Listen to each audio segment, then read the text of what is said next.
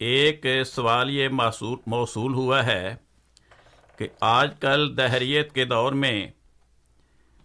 احمدی مسلمان خدا کے وجود کے زندہ نشان کیسے دکھا سکتا ہے؟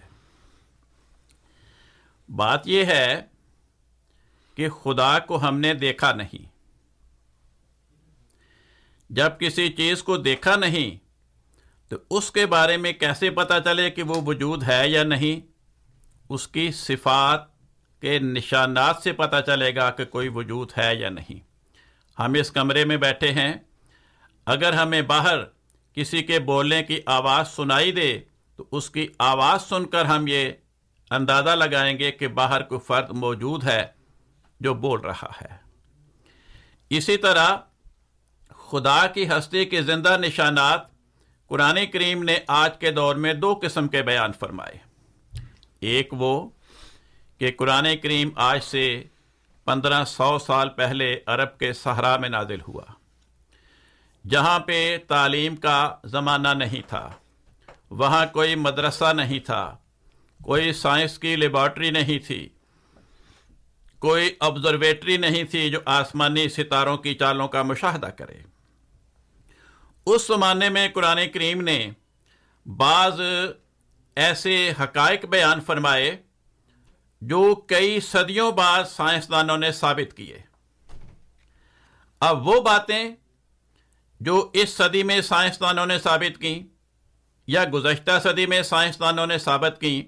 اور آج سے 300-400 سال پہلے ان باتوں کے بارے میں کوئی سائنسدان سوچ بھی نہیں سکتا تھا، ان باتوں کا قرآن کریم میں درج ہونا اس بات کا ثبوت ہے کہ قرآن کسی ایسی ہستی کا کلام ہے جس کو صدیوں پہلے ان سائنس کے حقائق کا پتہ تھا جو آج ثابت ہو رہے ہیں، تو اسی ہستی کو ہم خدا کہتے ہیں۔ ورنہ سوال پیدا ہوتا ہے کہ جو سائنسی حقائق آج سائنسدانوں پہ منکشف ہوئے یا پچھلی صدی میں منکشف ہوئے، وہ 1500 سال پہلے عرب کے صحرا میں ایک ان پڑھ انسان کو کس نے بتا دیے؟ وہ جس وجود نے وہ سائنسی حقائق بتائے،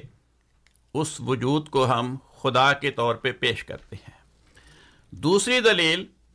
قرآن کریم نے مستقبل کے حالات کے بارے میں پیشگوئیاں بیان کی کہ آئندہ زمانے میں ایسا ہوگا، ایسا ہوگا، ایسا ہوگا، اور جس زمانے میں وہ بیان کی گئیں وہ زمانہ ایسا تھا کہ اس زمانے میں ان چیزوں کے بارے میں کوئی انسان سوچ بھی نہیں سکتا تھا۔ مثلا قرآن کریم نے ایک پیشگوئی یہ بیان کی کہ 2 سمندر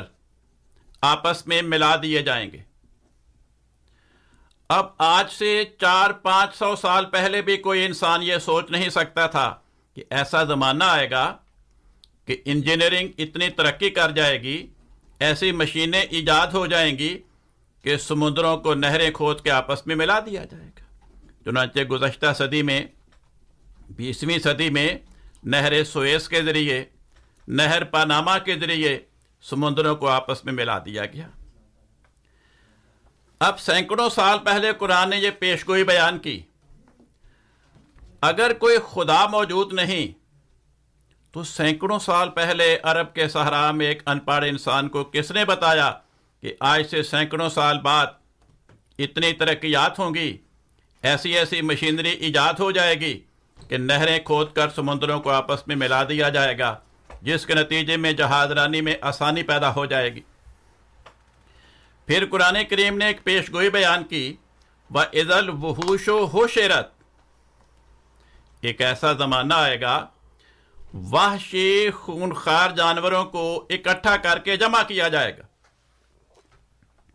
جس زمانے میں قرآن کریم نے یہ بات بیان کی وہ زمانہ ایسا تھا کہ انسان دنیا کے ہر علاقے میں وحشی جانور کو دیکھتے ہی ہلاک کر دیتے تھے، مگر اس آیت میں اس کے الٹ پیش گوئی بیان کی گئی کہ ایک زمانہ آئے گا وحشی جانوروں کو مارنے کی بجائے ان کو جمع کیا جائے گا۔ چنانچہ آج دنیا کے سفاری پارک، دنیا کے ملکوں میں موجود چڑیا گھر، ان چڑیا گھروں میں ایک ایک جانور کی موجودگی اس بات کا اعلان کر رہی ہے کہ سینکڑوں سال پہلے جو قرآن نے پیش گوئی کی تھی کہ وحشی جانوروں کو جمع کیا جائے گا، حکومتیں ان پہ کروڑوں روپیہ کا بجٹ خرچ کرتی ہیں، ان کو پالنے پہ، ان کا علاج کرنے پہ، ان کی غذا پہ، ان کے لیے اس جگہ پہ وہ موسم مہیا کرنے پہ جس موسم میں وہ جانور زندہ رہ سکتے ہیں۔ اب سینکڑوں سال پہلے عرب کے صحرا میں اس ان پڑھ کو کس نے بتایا؟ تو یہ دو مثالیں میں نے بیان کی ہیں جو آج کے دور میں پوری ہوئیں۔ تو ان مثالوں نے، ان پیشگوئیوں نے پورا ہو کے ہمیں اس بات کی یقین دہانی کرائی کہ کوئی ایسی ہستی موجود ہے جو غیب کے حالات کا علم رکھتی ہے، جس نے سینکڑوں سال پہلے عرب کے صحرا میں ایک ان پڑھ انسان کو ان غیب کے حالات کی اطلاع دی، اور اسی ہستی کو ہم خدا کہتے ہیں۔